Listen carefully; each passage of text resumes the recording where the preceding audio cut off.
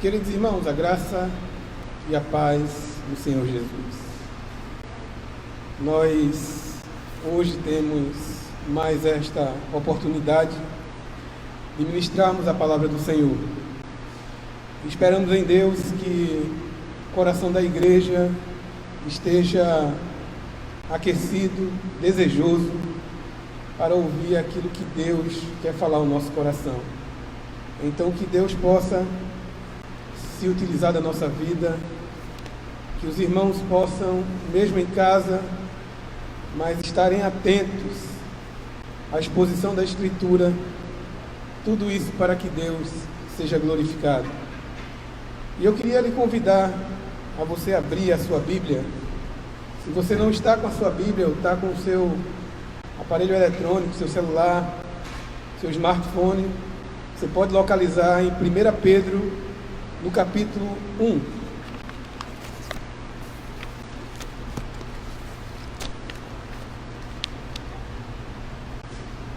Carta ou epístola escrita pelo apóstolo Pedro.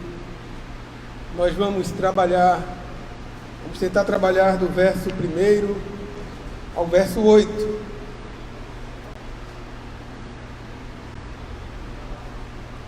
1 Pedro capítulo 1, do 1 ao 8, diz assim a palavra do Senhor: Pedro, apóstolo de Jesus Cristo,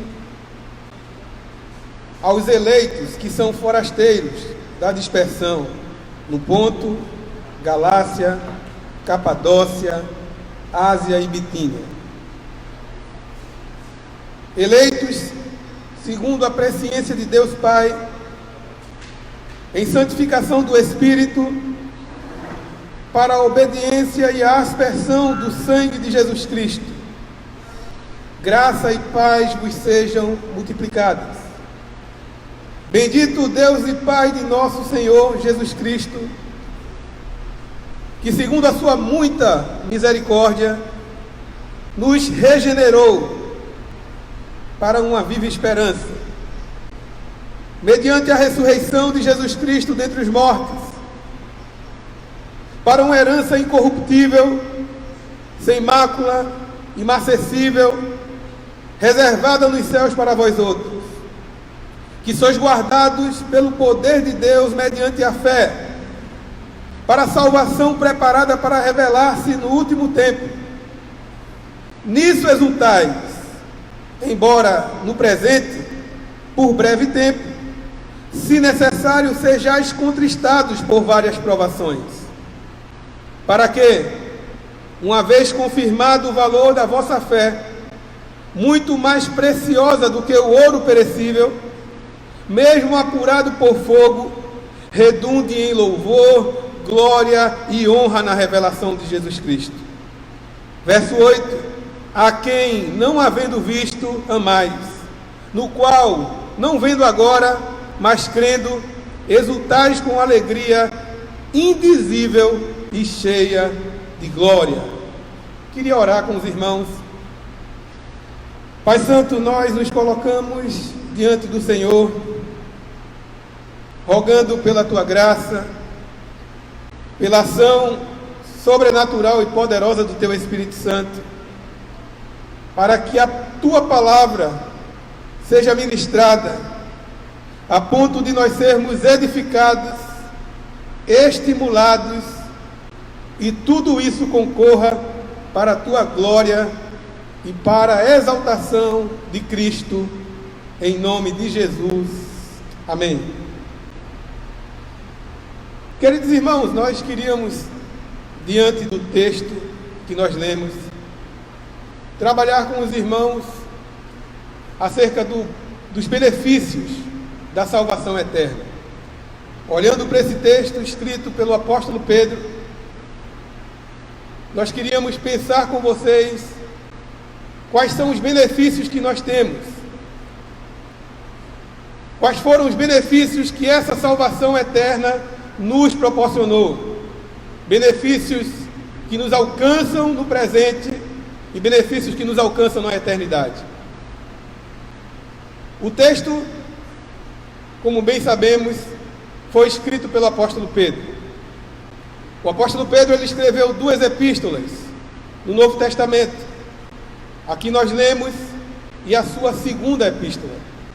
Muitos vão afirmar que Pedro também escreveu o Evangelho de Marcos, mas não é unanimidade. O que se sabe de fato é que foi o apóstolo Pedro que escreveu esta carta. Pedro mesmo, aquele que você e eu, nós conhecemos. Pedro, discípulo de Jesus. Pedro, aquele que negou a Cristo. Pedro, aquele que tinha seus momentos de intensidade, mas também os seus momentos de fraqueza.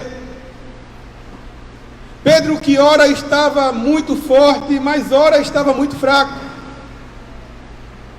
Pedro, aquele que no Evangelho de João vai nos apresentar que ele praticamente desistiu da caminhada e voltou a pescar, e o Cristo ressurreto foi em busca dele.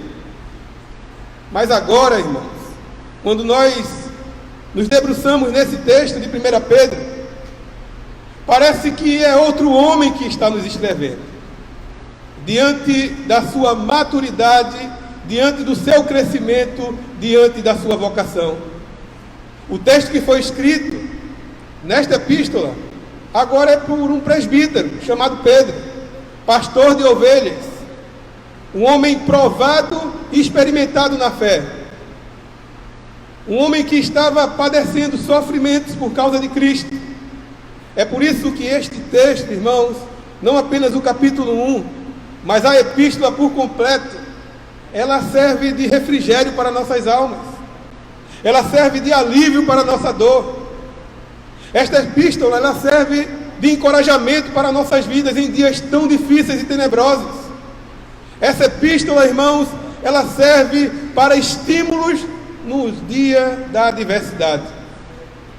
Pedro, ele traz para nós como glorificar a Deus no meio do sofrimento. Essa é a temática de Pedro. Ele apresenta para uma igreja sofrida, que estava padecendo perseguição, como glorificar a Deus em meio ao sofrimento, em meio à dor, em meio à adversidade. O apóstolo Pedro, irmãos, ele nos aplica o caminho de como nós trilharmos o caminho e termos esperança em meio ao sofrimento. Tem um autor chamado A.W. Tozer, um autor reformado muito conhecido da igreja. Ele disse algo interessante, irmãos, acerca da Escritura por completo. Ele diz que a Bíblia, ela tem muito a nos falar sobre sofrimento. E a maioria das coisas que a Bíblia trata sobre sofrimento são motivadores. Vou repetir para você. A Escritura Sagrada, ela tem muito a nos falar acerca do sofrimento. E a maioria do que a Escritura fala acerca do sofrimento é animadora, é motivadora. É assim a epístola de Pedro. A temática que envolve o corpo do texto, do primeiro capítulo ao final, Pedro está tratando, irmãos, de sofrimento. A temática envolvente do texto é exatamente as adversidades, as perseguições que a igreja estava enfrentando. No texto que nós lemos, do capítulo 1, a temática é salvação. Mas a epístola por completo, irmãos, o sofrimento está em evidência. Por isso que o apóstolo Pedro, irmãos, ele traz uma perspectiva animadora acerca do sofrimento. Porque muitas vezes nós olhamos para a adversidade e não conseguimos enxergar nada de bom.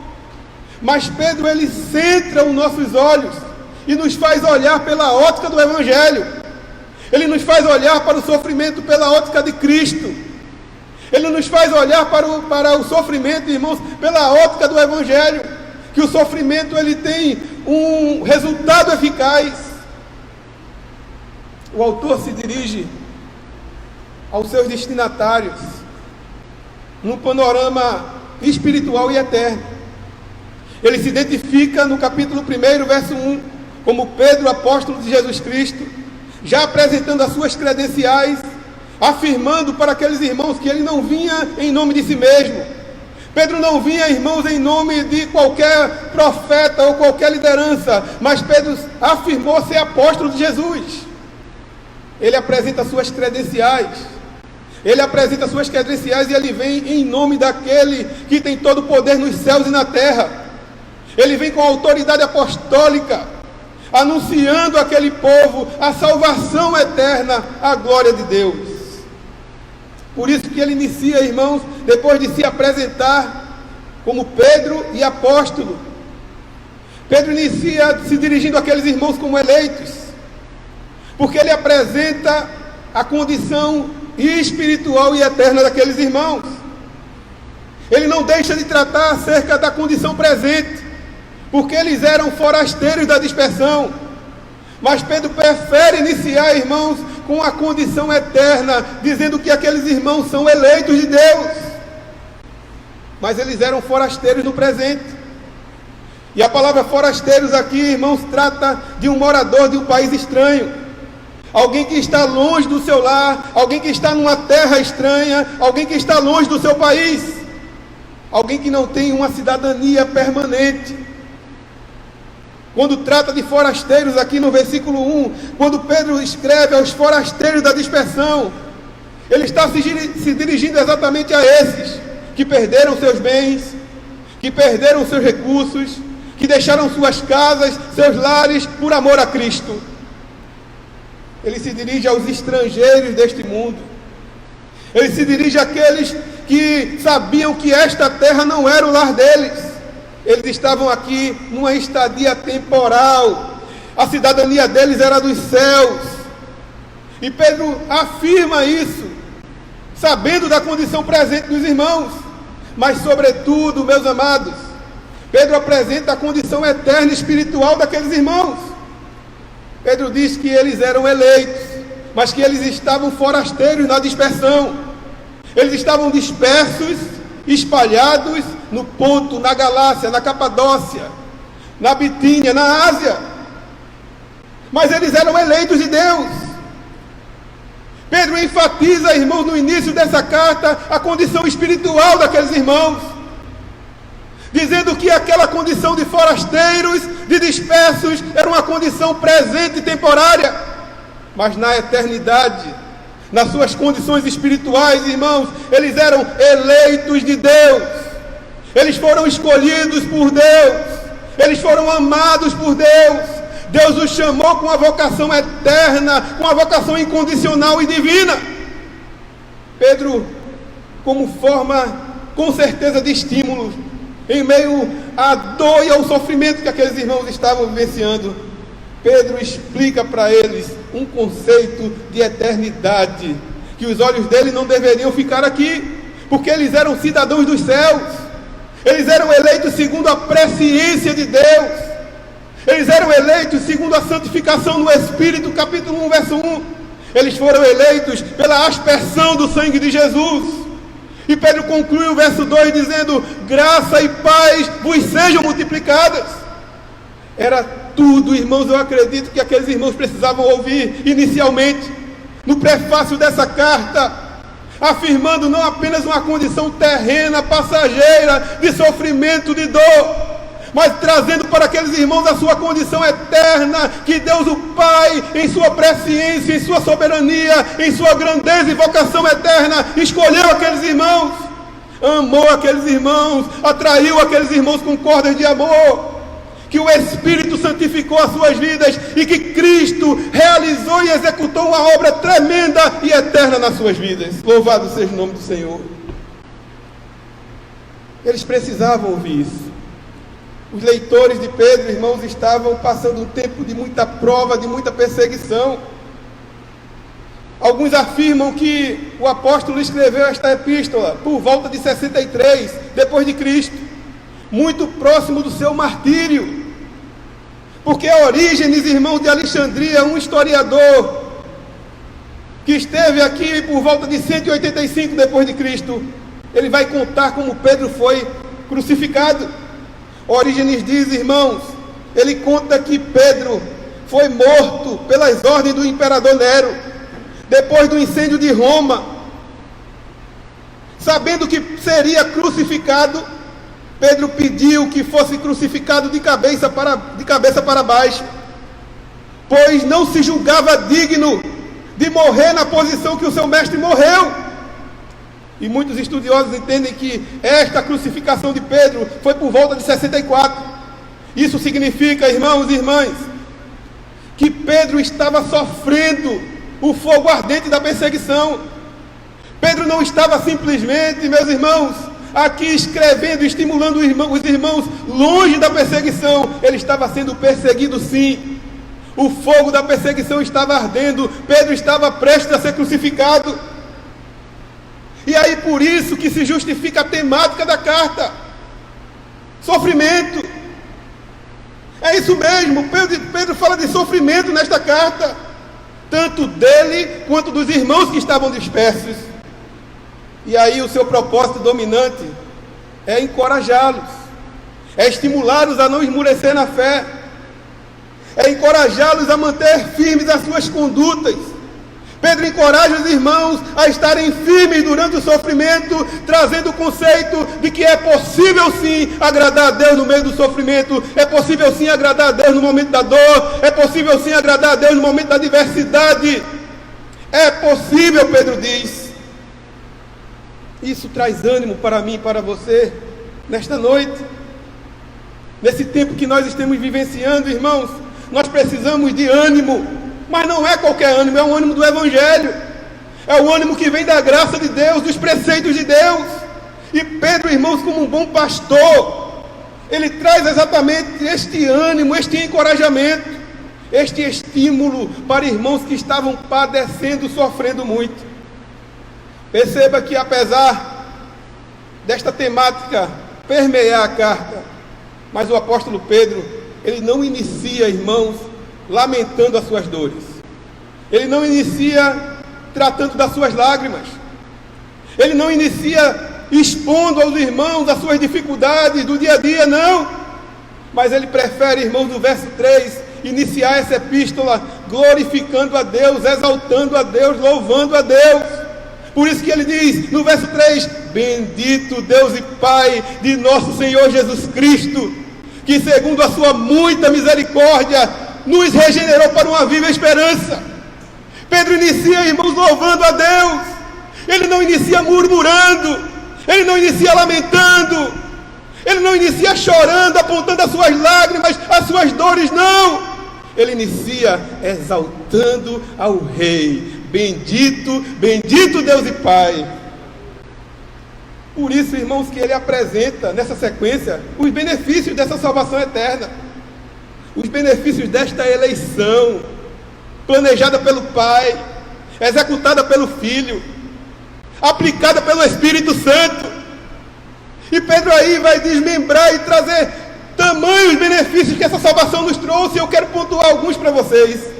O primeiro benefício, irmãos, da nossa salvação, que nós queremos destacar no texto, é o de termos uma viva esperança. Leia comigo o verso 3, quando Pedro diz: bendito Deus e Pai de nosso Senhor Jesus Cristo, que segundo a sua muita misericórdia, nos regenerou para uma viva esperança, mediante a ressurreição de Cristo dentre os mortos. Perceba, irmãos, que Pedro inicia com esse tema esperança. Esperança em meio à dor, esperança em meio ao sofrimento. Ele bendiz a Deus pelo fato de Deus ter o regenerado. Deus não nos deixou desamparados, meus amados irmãos. Mesmo a carta apresentando o tema como sofrimento, como tema central, Pedro inicia com ações de graças, ressaltando o tema esperança, afirmando que nós podemos ter esperança no dia difícil. Isso faz toda a diferença para nós. Nós que estamos neste momento, no mundo, no nosso país, na nossa cidade, onde as pessoas, irmãos, elas têm criado expectativas, irmãos, alheias e passageiras, onde a esperança do mundo, irmãos, tem se tornado uma mera esperança, uma expectativa limitada. Mas o texto nos apresenta uma esperança viva, O pastor André Monteiro, em seu livro O Sofrimento Humano e a Graça Divina, ele traz um pensamento interessante sobre esse texto. Perceba comigo. Ele faz uma pergunta, irmãos, e ele diz: e por que não afirmarmos que a esperança deste mundo é morta? Ele diz que Pedro afirma que sim, que a esperança deste mundo, irmãos, não é uma esperança viva, que a esperança deste mundo está baseada nas coisas externas. A esperança deste mundo, irmãos, ela está baseada nos nossos desejos pecaminosos e carnais. A esperança deste mundo, ela está voltada, irmãos, para a resolução dos problemas diários e para que os problemas sejam resolvidos, para que nós tenhamos esperança. A esperança desse mundo, irmãos, coloca o homem no centro. Mas a esperança que Pedro traz, não. É uma esperança viva, sabe por quê? Em primeiro lugar, porque ela provém de Deus. Pedro diz: bendito Deus e Pai, que nos regenerou para uma viva esperança. O que nós precisamos entender é que Deus é a nossa fonte de esperança. A esperança viva do crente, irmãos, ela jorra do trono da graça. E é uma esperança que é capaz de suprir qualquer ausência no nosso coração. É uma esperança que é capaz de restaurar o homem abatido, a mulher abatida, o homem caído, o homem desencorajado, sem esperança. É a esperança que vem de Deus. Por isso que Pedro bendiz a Deus e diz: bendito Deus e Pai, que nos regenerou para uma viva esperança. Não é uma esperança em pensamentos positivos. Não é uma esperança, irmãos, na filosofia desta vida. Não é uma esperança baseada na autoajuda. Não é uma esperança, irmãos, que vem de dentro de nós ou das pessoas ao nosso redor. Não é uma esperança, irmãos, que está nem na nossa família. Não é uma esperança que está no sistema político, financeiro. Não é uma esperança, irmãos, que está em um futuro melhor. Não é uma esperança que está no dinheiro, na ciência. Mas é uma esperança que está no próprio Deus. A esperança dos forasteiros. A esperança dos eleitos. A esperança dos dispersos, irmãos, está no próprio Deus, naquele que nos elegeu, naquele que segundo a sua presciência nos amou, naquele que nos santificou, naquele que realizou a nossa salvação. Nossa esperança está no Deus que é provedor. Nossa esperança está no Deus que é sustentador. A nossa esperança está no Deus que é sábio em todas as coisas e sabe que tudo que está se passando, irmãos, não foge do controle das suas mãos. O globo terrestre está nas mãos dele. Qualquer vírus, qualquer situação está em suas mãos. Por isso que a esperança do crente é uma viva esperança, porque nós servimos a um Deus que está vivo, a um Deus que está assentado no trono, a um Deus que está governando céus, terra, o universo em sua infinitude. Há um Deus que tem o controle de todos os chefes de Estado. Há um Deus que está vivo. O nosso Deus não está morto. Por isso que nós temos uma viva esperança. Por isso que Pedro, irmãos, faz questão de abrir esta carta dizendo: bendito, bendito Deus e Pai de nosso Senhor Jesus Cristo, que nos regenerou para uma viva esperança. Mas em segundo lugar, essa esperança é viva, irmãos, porque nós fomos regenerados. Diz o texto que Ele nos regenerou. Ele nos regenerou para uma viva esperança. Pedro se utiliza da regeneração para falar de esperança. Regeneração significa gerar de novo. Regeneração significa nova vida. Nós fomos gerados em Cristo.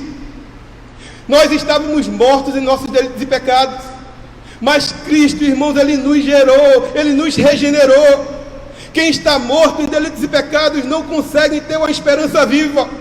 Quem não tem as lentes do Evangelho, que essa graça da regeneração nos traz, não consegue enxergar a esperança viva.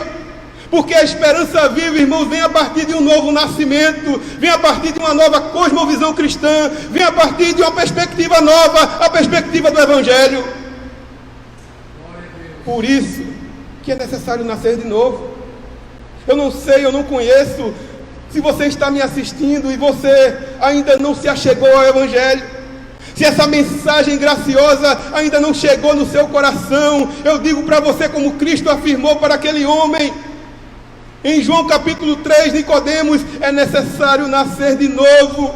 se você está em desespero neste momento, se você não sabe o que fazer, se a sua esperança está limitada às coisas nessa vida, eu digo para você e reafirmo, você precisa nascer de novo, porque se você nascer de novo, você terá uma viva esperança. Você precisa se arrepender dos seus pecados, se voltar para a cruz do Calvário, se voltar para Cristo, porque só há esperança em Cristo.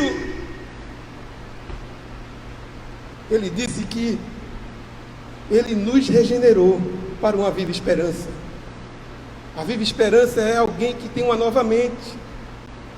Por isso que o apóstolo Paulo vai afirmar lá na carta aos Romanos, no capítulo 12, que a nossa mente foi renovada, não segundo o curso deste mundo, mas segundo o Evangelho. Ele nos regenerou para uma viva esperança. Mas em terceiro lugar, irmãos, nós temos uma viva esperança, porque Cristo venceu a morte. Aleluia! Aleluia! Cristo venceu a morte. Diz o verso 3, irmãos, que Ele nos regenerou para uma viva esperança mediante a ressurreição de Jesus Cristo dentre os mortos. Essa esperança, irmãos, é a esperança da ressurreição. É a esperança de que Cristo ressuscitou dos mortos.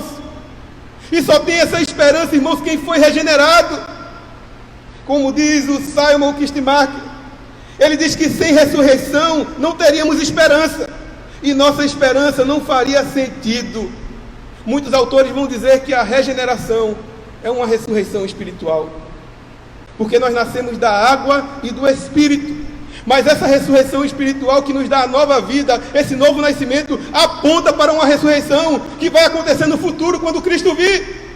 Essa ressurreição, irmãos, que vai ressuscitar os que estiverem mortos, eles ressuscitarão primeiro, mas aqueles que estiverem vivos em Cristo, eles serão transformados. E por que esta é uma viva esperança? Porque quando formos ressuscitados juntamente com Cristo, irmãos, nós não habitaremos mais nesse corpo de pecado, a nossa mente não terá mais pecado, nosso corpo não vai ser mais sujeito à enfermidade, a dores, à doença, ao sofrimento desta vida. Por isso, irmãos, que o autor diz que a viva esperança, ela é mediante a ressurreição de Jesus. Ela é mediante a ressurreição de Jesus. Porque a viva esperança mediante a ressurreição, ela nos traz, irmãos, ela nos tira o medo do pavor da morte. Se Cristo ressuscitou, irmãos, a morte foi vencida. Se Cristo ressuscitou, a morte para nós, irmãos, ela não é mais o nosso temor, não é mais o nosso pavor. Como diz o autor aos Hebreus no capítulo 2, verso 14, que Cristo livrou todos aqueles que estavam sujeitos à escravidão pelo pavor da morte. Cristo ressuscitou. Cristo nos livrou. Pela ressurreição de Jesus, Cristo nos livrou de todo o pavor da morte. E pense comigo, como isto traz conforto e consolo ao nosso coração nesses dias. Em dias que você liga a televisão e só tem anunciado a quantidade de mortos. Morreu X em tal país, morreu Y em outro país, morreu W em outro país. E você lê a Escritura, e o texto lhe dizer que você tem uma esperança viva, porque Cristo venceu a morte.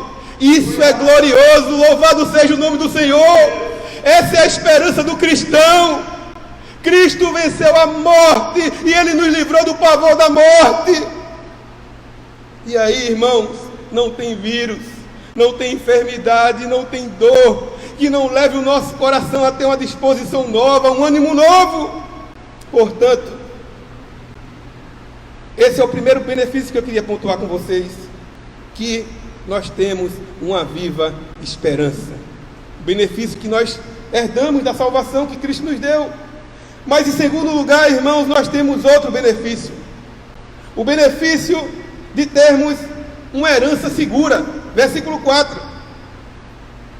Ele finaliza dizendo, mediante a ressurreição de Jesus Cristo dentre os mortos, para uma herança incorruptível, sem mácula, imarcessível, reservada nos céus para vós outros. Louvado seja o nome do Senhor.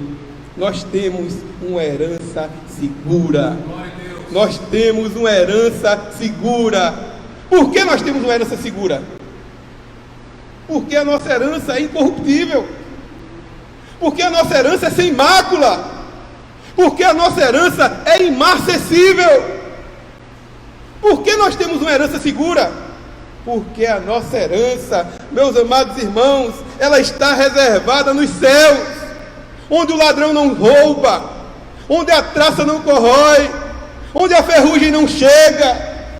É por isso que nós podemos afirmar nesta noite, nós que fomos regenerados para essa viva esperança, que nós temos uma herança segura.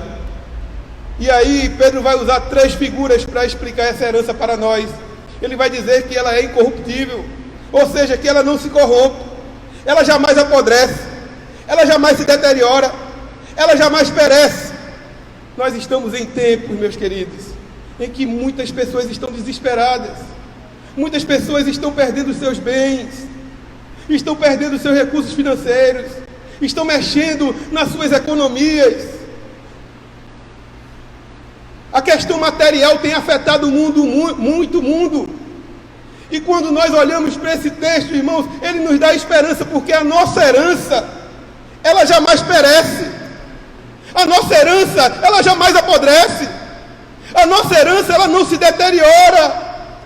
O nosso tesouro não está sujeito à morte e à destruição. Bendito seja o nome do Senhor. Por isso que diz também, irmãos, o apóstolo Pedro, usando outra figura, ele diz que ela é sem mácula, sem sujeira, que não se contamina, sem nenhum tipo de sujeira ou infecção. Mas Pedro também diz que ela é imarcessível, ou seja, não tem nada que a altere, ela não se altera, ela é imutável. E aí Barclay vai nos afirmar, expondo esse texto. Ele vai fazer uma pergunta e vai dizer, irmãos, que maravilha que o cristão possui. Mas ele pergunta, que herança é essa? Uma herança que não perece, uma herança que é pura e uma herança que é imutável.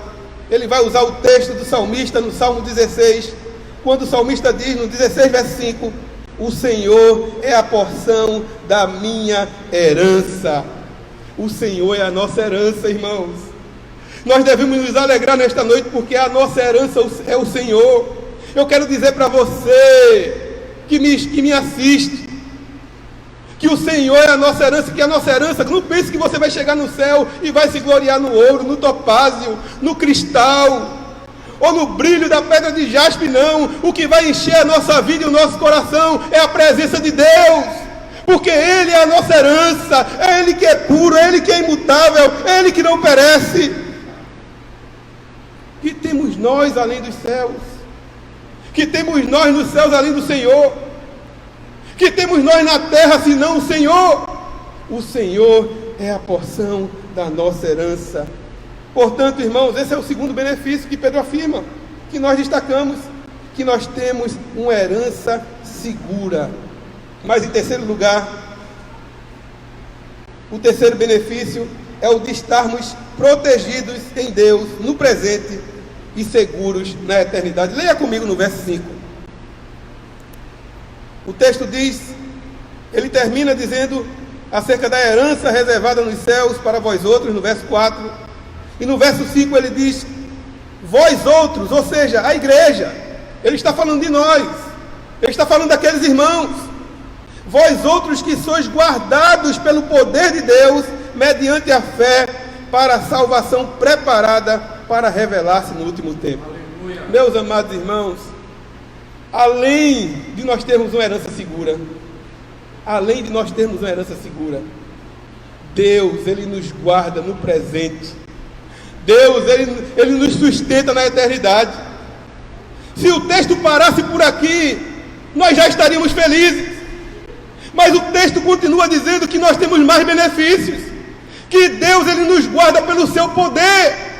Ele está dizendo, meus irmãos, que o Deus El Shaddai é aquele que nos sustenta em meio às aflições, que o Deus Todo-Poderoso é aquele que nos sustenta, que não nos deixa padecer.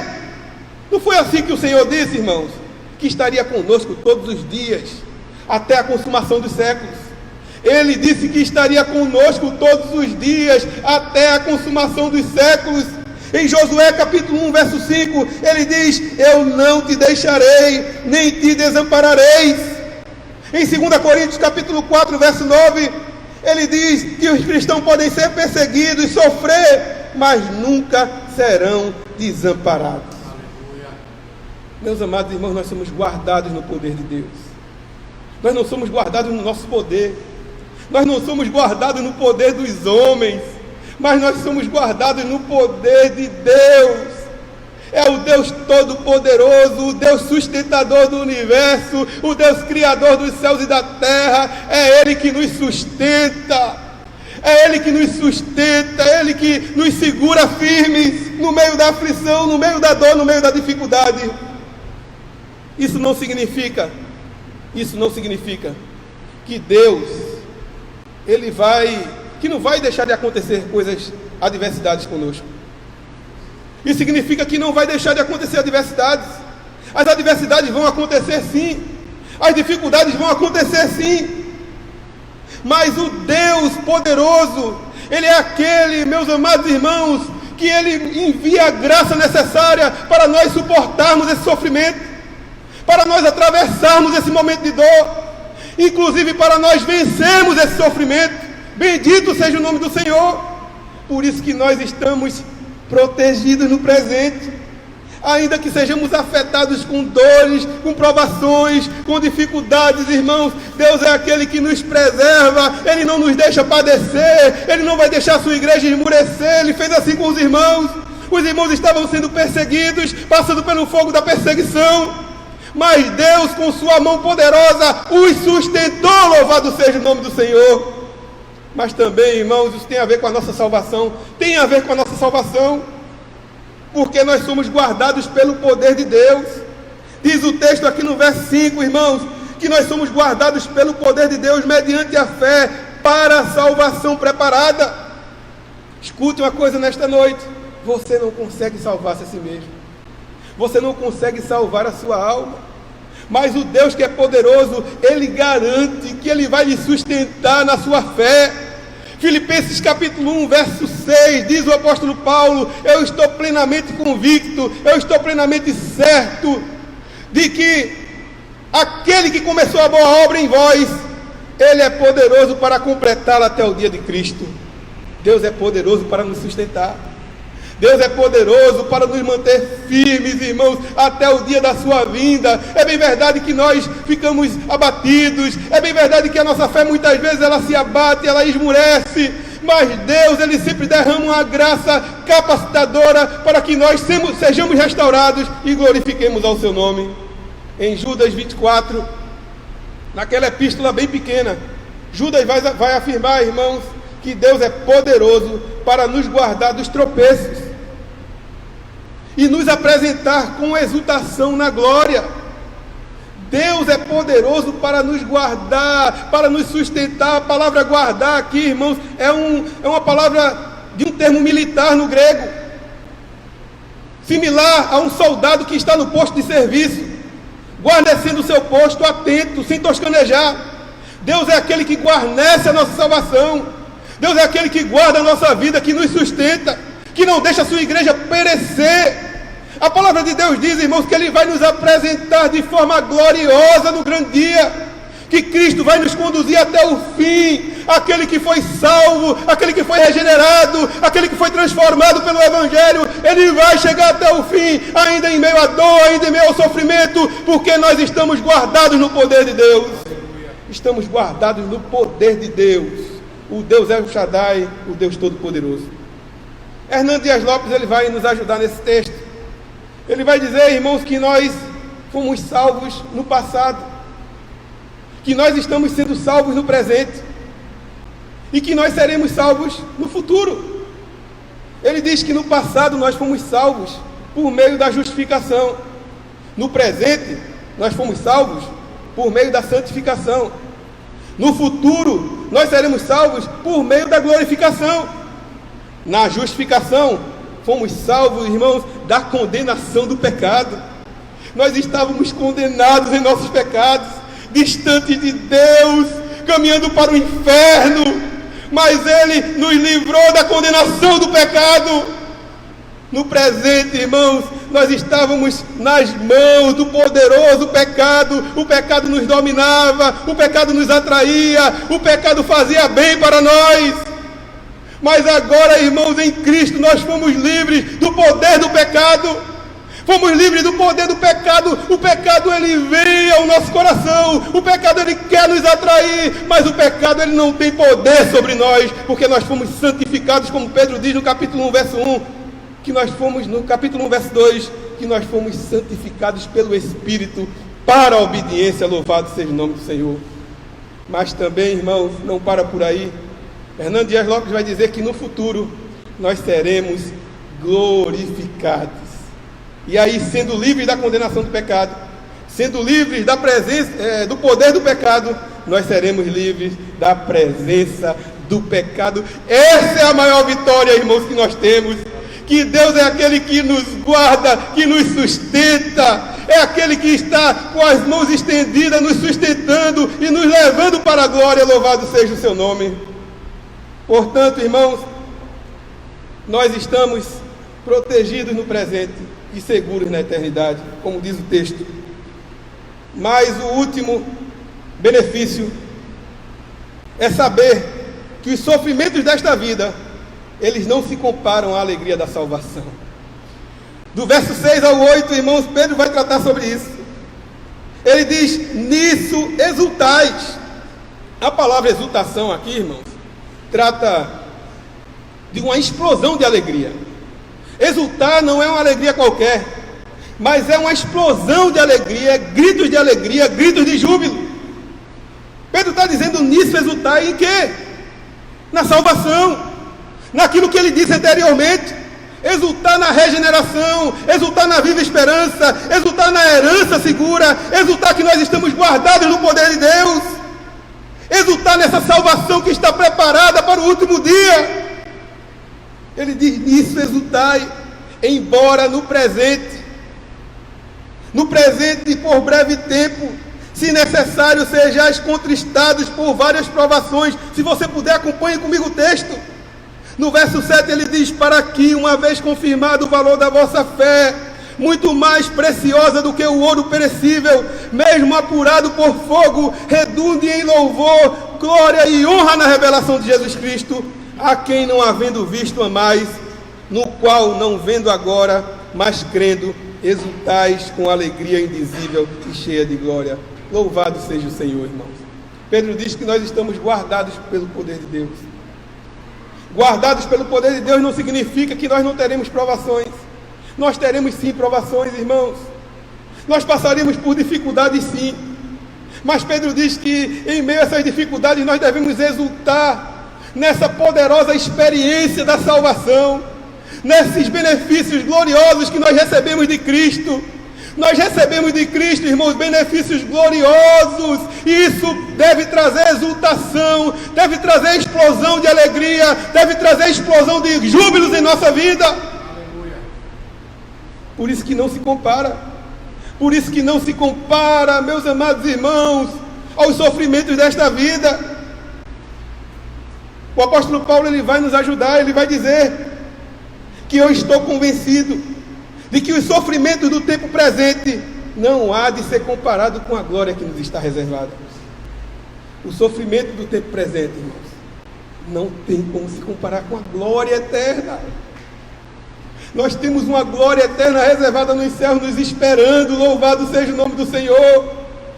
E as provações que nós estamos enfrentando, meus amados irmãos, não tem como se comparar com a alegria da salvação.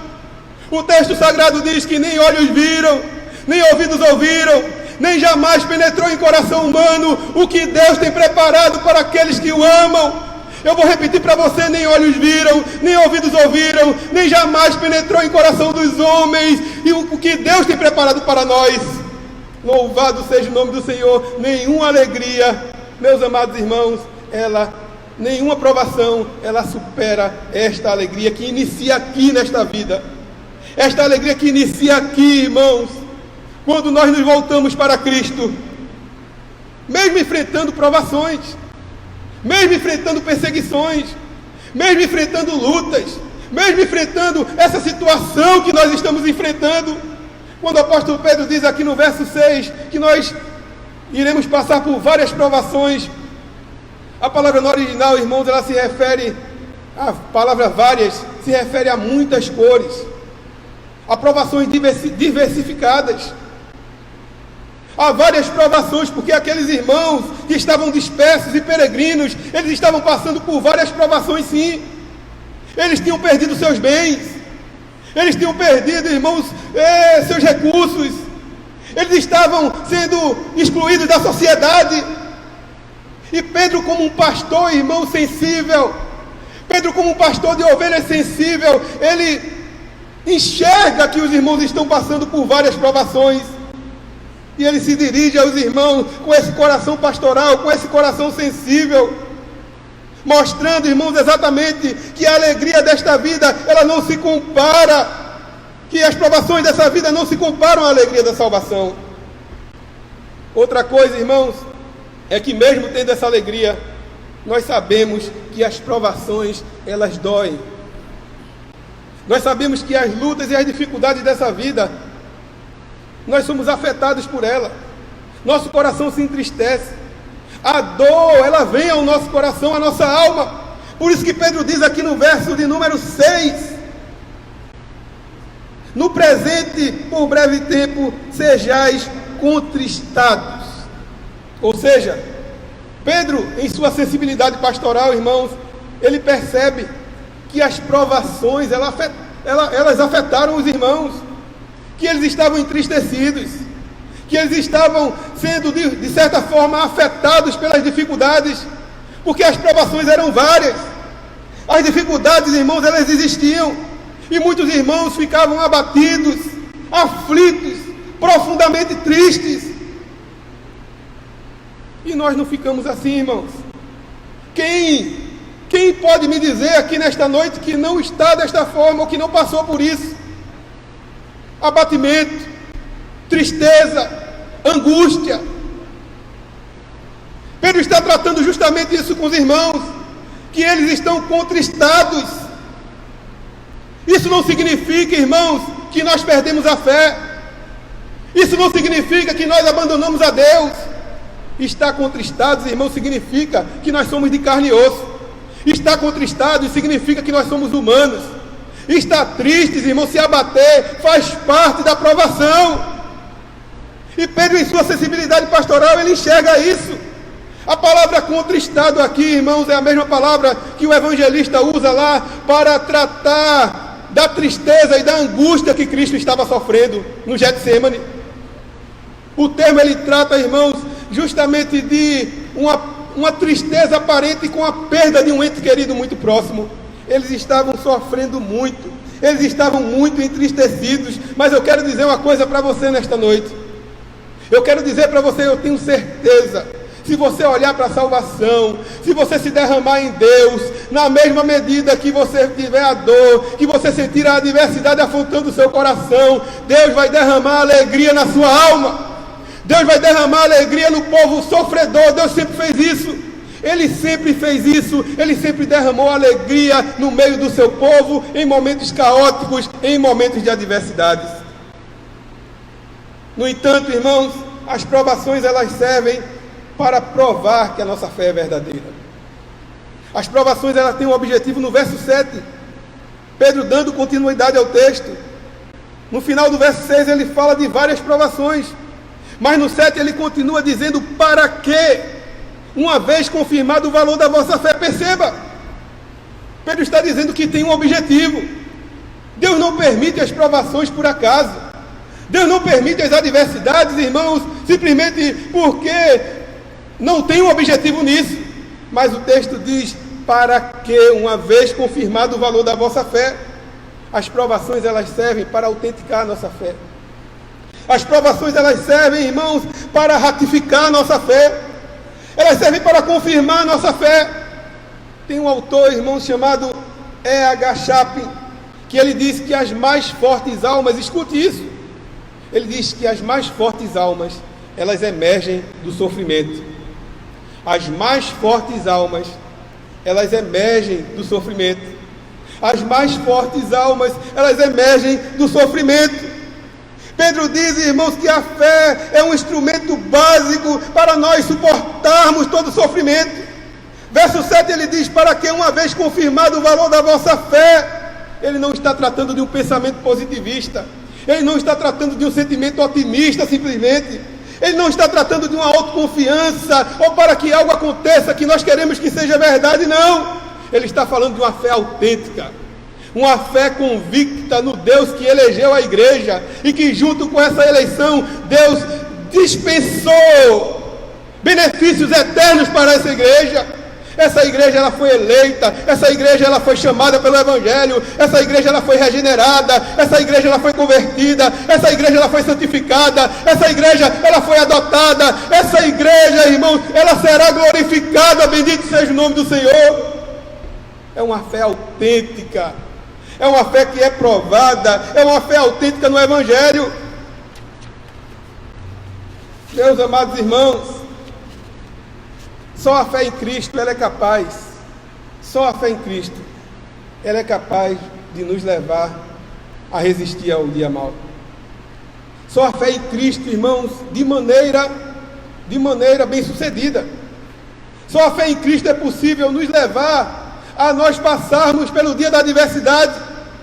João Calvino vai dizer, irmãos, que a nossa fé, ela é provada real e verdadeira apenas quando estamos em conflitos muito difíceis, quando o próprio inferno está aberto para nos engolir. Eu vou repetir isso para você. João Calvino diz, irmãos, que a nossa fé é provada real e verdadeira apenas quando estamos em conflitos muito difíceis, quando o próprio inferno está aberto para nos engolir. Não importa, irmãos, a provação que estejamos passando, Deus, Ele é suficiente para nos dar a porção necessária para nós resistirmos ao dia mau. Nós temos um instrumento que é a fé, é focar no instrumento da fé em Cristo, naquilo que Ele realizou por nós, nos seus benefícios eternos. Por isso que Tiago vai dizer, irmãos, que a aprovação da vossa fé, uma vez confirmada, ela produz perseverança. Uma fé autêntica, irmãos, ela não se deteriora. Uma fé autêntica, ela não se destrói. O ouro puríssimo que Pedro fala aqui, ele se deteriora, ainda que seja o ouro mais puro, ainda que seja o ouro mais precioso para os homens, mas uma fé autêntica, ela não se deteriora, ela não se destrói, porque uma fé autêntica, ela é firmada em Cristo, ela olha para o Evangelho, ela olha para a salvação eterna. Louvado seja o nome do Senhor. Por fim, irmãos, uma fé autêntica, ela é repleta da alegria em Cristo. No verso 8, o apóstolo Pedro, ele fala sobre isso. Ele diz: a quem, não havendo visto, amais, no qual, não vendo agora, mas crendo, exultais com alegria indizível e cheia de glória. Os sofrimentos dessa vida, eles não se comparam à alegria da salvação. Pedro, ele estimula os irmãos de uma maneira muito enfática. Ele se sensibiliza com os irmãos. Ele está trator de alegria no verso 6. Mas agora no verso 8, Pedro se volta novamente para o assunto alegria. E ele usa a mesma palavra, irmãos. Ele diz: exultais. Que trata, como eu falei para vocês, de uma explosão de alegria. Que trata de uma alegria em que você salta diante de Deus com gritos de júbilo, com gritos de louvor. Mas quando ele fala desta alegria que nós devemos exultar no verso 6, ele está se referindo à salvação, à obra graciosa da salvação, à obra extraordinária da salvação. Mas agora, irmãos, esse exultar que Pedro fala, essa explosão de alegria que Pedro convoca os irmãos, ela está centralizada na pessoa de Jesus Cristo. Ele diz: a quem, não havendo visto, amais. Ele está falando de Jesus, no qual, não vendo agora, mas crendo, exultais com alegria indizível e cheia de glória. Ele não trata simplesmente de uma exultação, de uma explosão de alegria, mas ele fala de uma alegria indizível e cheia de glória. Jonathan Edwards, irmãos, ele explicando esse texto, ele observa dois sinais de uma fé autêntica. Ele diz que uma fé autêntica é aquela que tem amor a Cristo. Mas em segundo lugar, ele diz que uma fé autêntica é aquela que se alegra em Cristo. Jonathan Edwards, um dos maiores teólogos da história, ele percebe, irmãos, como Cristo afetou a vida daqueles irmãos. Como Cristo afetou a vida daqueles irmãos que estavam passando por dor, por perseguição, por embates do coração, por embates internos e externos. Mas Cristo afetou a vida daqueles irmãos. E eles amaram a Cristo, mesmo não vendo Jesus. Eles não viram Jesus no passado. Pedro diz que eles também não viram Jesus no presente. Mas eles amaram a Cristo. Eles exultaram em Cristo. Porque Cristo afetou o coração deles. Cristo afetou a alma deles. Cristo selou o coração deles. Louvado seja o nome do Senhor. Eles amavam a Jesus, sabe como, irmãos? Vivendo o Evangelho. Porque o Senhor nos ensinou que o amor, ele não se traduz simplesmente em um sentimento humano, mas o amor, ele se traduz em atitude. Como foi que Cristo amou a igreja? Cristo amou a igreja se entregando por ela, morrendo por ela, sentindo as dores da igreja, colocando suas mãos nos pregos, colocando seu corpo para ser moído. E aqueles irmãos aprenderam sim o que é amor. E eles amaram a Jesus com a sua vida. Eles amaram a Jesus com suas atitudes. Eles amaram a Jesus perseverando no Evangelho, perseverando na fé, no tempo da dificuldade. Por isso que o texto diz, irmãos, que eles amaram a Cristo. Eles amaram a Jesus com uma alegria indizível e cheia de glória. Não foi assim que o Senhor disse em João 14, 23? Ele disse: se alguém o amasse, guardaria a sua palavra. Você ama Jesus? Você ama a Cristo? Será que nós amamos a Cristo, irmãos? Se nós amarmos a Cristo, nós devemos amarmos a Cristo com as nossas atitudes, olhando para os seus preceitos, cumprindo os seus mandamentos, andando nos seus caminhos. Mas Edward, ele pontua a alegria em Cristo daqueles irmãos. Eles exultavam, irmãos, com alegria indizível e cheia de glória. Eles estavam passando por um sofrimento terrível. Suas alegrias espirituais internas eram maiores que o seu sofrimento. Mas a alegria em Cristo os fortalecia, meus amados irmãos. A alegria resultante da fé. Pedro diz: não vendo agora, mas crendo exultais com alegria indizível e cheia de glória. É uma alegria, irmãos, onde o Senhor diz que bem-aventurados são aqueles que não viram e creram. É exatamente essa alegria, essa bem-aventurança que veio ao coração dos irmãos. E eles estavam exultando com alegria indizível, ou seja, é uma alegria que não se traduz, é uma alegria que não é terrena, é uma alegria, irmãos, que não é vivenciada simplesmente nas coisas deste mundo, mas é uma alegria indizível que traz o sentido de que se eu usasse aqui para você palavras e palavras, eu não conseguiria traduzir para você. Mas Pedro também trata de uma alegria cheia de glória. É uma alegria gloriosa, é uma alegria que vem do céu, é uma alegria que produz uma exultação, irmãos, onde nós entendemos que Cristo é o nosso maior tesouro, Cristo é o nosso maior bem, Cristo é o nosso maior prazer, Cristo é a nossa maior recompensa. É uma alegria que enche o nosso coração de gozo, é uma alegria que enche o nosso coração de doçura, é uma alegria que nos leva a perspectivas eternas e animadoras do Evangelho. É dessa alegria que nós precisamos. Nesses dias, irmãos, tão difíceis, nós precisamos dessa alegria, a alegria na salvação. No verso 6 ele diz: nisso exultais, na obra graciosa de Deus. Mas também precisamos da alegria no Senhor da salvação, que é uma alegria indizível e cheia de glória. Amém, meus irmãos? Eu queria finalizar com algumas aplicações diante desses benefícios da salvação. A primeira aplicação que eu queria fazer é que Pedro deixa claro para nós como agradarmos a Deus em meio ao sofrimento.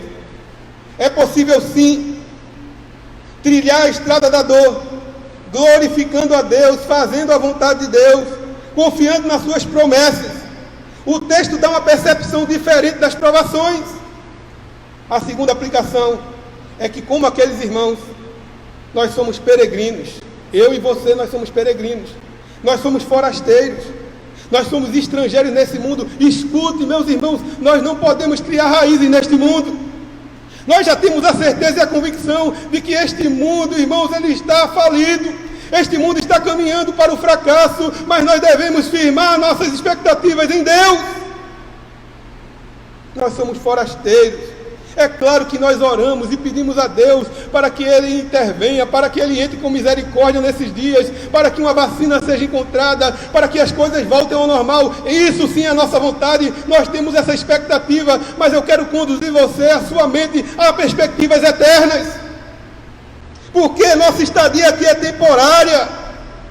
Nossa estadia aqui é temporária. Nós estamos, daqui a pouco a gente chega em casa. Daqui a pouco a gente chega em casa, está perto de chegar em casa, irmãos. Essa vida é muito passageira, essa vida é muito rápida. Logo, logo nós chegaremos em casa, porque nós somos peregrinos, nós somos forasteiros, nós estamos dispersos, nós fomos eleitos segundo a presciência de Deus. Fomos eleitos em santificação no Espírito, fomos eleitos pela aspersão do sangue de Jesus. Deus planejou a nossa salvação, Cristo executou a nossa salvação e o Espírito está aplicando esta salvação. Essa deve ser a nossa expectativa. Terceira aplicação, irmãos: se a nossa expectativa, se a nossa esperança se limita às coisas desta vida, nós somos os mais miseráveis dos homens, como diz Paulo. O texto nos ensina a não focarmos nossa vida nas dificuldades, mas olharmos para a vida pelo prisma da salvação eterna, para os seus benefícios eternos. Isso gera um coração cheio de esperança viva. Isso gera uma expectativa na herança eterna. Isso gera confiança no Deus que é poderoso para nos sustentar na peregrinação. Isso gera alegria verdadeira em Cristo, alegria indizível e cheia de glória. Em quarto e penúltimo lugar das aplicações, as provações não vêm para nos destruir, mas as provações elas vêm para nos aperfeiçoar, para ratificar e confirmar a nossa fé. Em último lugar, irmãos, precisamos ter alegria em meio do conflito. Eu convido você a se alegrar em Cristo no meio do conflito. Precisamos ter essa alegria, irmãos. Deus tem alegria para derramar no meio do seu povo sofredor. Deus tem alegria para derramar no meio do seu povo sofrido, no meio da dificuldade, no meio do exílio. Deus sempre fez isso. Como diz John Piper, irmãos, ele diz que Deus é o Deus da felicidade. Deus é o Deus feliz. Jesus morreu e ressuscitou para que provássemos dessa alegria. E Ele dispensa essa alegria ao seu povo no meio do sofrimento. Cristo dispensa, o Deus triuno dispensa essa alegria no seu povo no meio do sofrimento. John Piper vai dizer, irmãos, que na eternidade, escute isso é maravilhoso, nós passaremos a eternidade ao lado de um Deus supremamente feliz. Ao lado de um Deus supremamente feliz, e vamos provar desta alegria indizível e cheia de glória. Por isso que no Evangelho, no capítulo 25, verso 23, a última palavra que nós vamos ouvir é: entra no gozo do teu Senhor, entra na alegria do teu Senhor. Nós vamos desfrutar das alegrias eternas. Enquanto estivermos aqui, nós provaremos dessa alegria à parte, mas quando chegarmos lá, nós provaremos da alegria indizível e cheia de glória, da exultação em Cristo. Então eu estimulo você, depois desta mensagem, a ter uma perspectiva, uma cosmovisão cristã da vida, olhando para aquilo que você já tem, não olhando simplesmente quando o problema vai se resolver, não olhando simplesmente para a resolução das coisas. Nós devemos orar sim, devemos clamar a Deus sim. Deus pode intervir amanhã, pode, mas nossa alegria em Deus, nossa satisfação em Deus, nossa vida, irmãos, não pode estar dependendo disso. Nós precisamos estar sustentados e guardados em Deus. Louvado seja o nome do Senhor. Que o Senhor nos abençoe, que nós possamos ter uma noite abençoada, uma semana abençoada, e que esta mensagem, ela traga um impacto ao seu coração e transforme a sua cosmovisão de vida na cosmovisão do Evangelho, na cosmovisão de Cristo. E eu queria orar com você. Na verdade, eu vou convidar o pastor Adailson para estar orando depois dessa mensagem, para ele orar por mim e por você. para que essa palavra seja aplicada em nossos corações. Pastor Daílson. Ó Deus, nós somos gratos a Ti, Senhor. Gratos, ó Deus, porque o Senhor falou conosco nesta noite. Nos trouxe a Sua palavra que é viva e eficaz. A Sua palavra que penetra o nosso coração.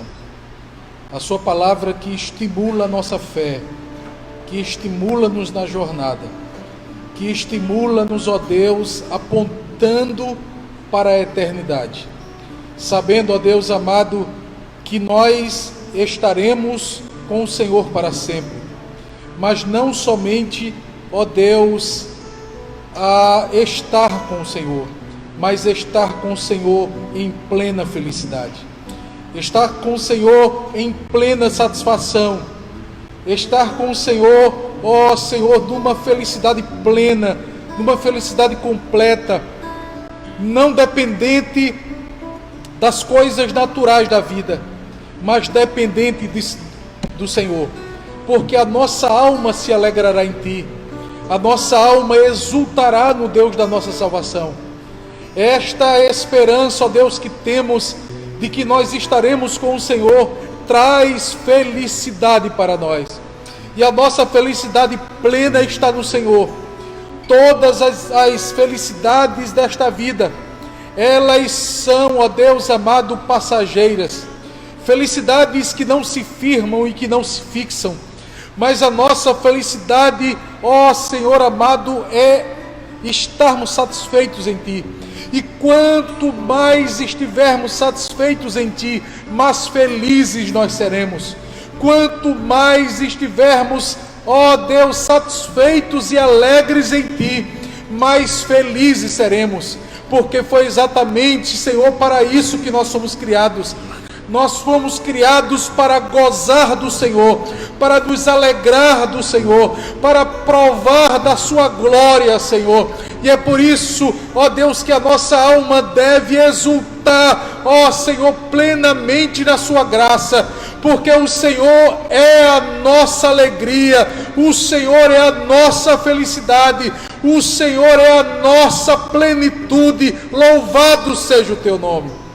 Ainda que nesta vida passemos, ó Deus amado, por picos de felicidades e tristezas, nós sabemos, ó Deus, e temos a esperança que teremos a felicidade plena.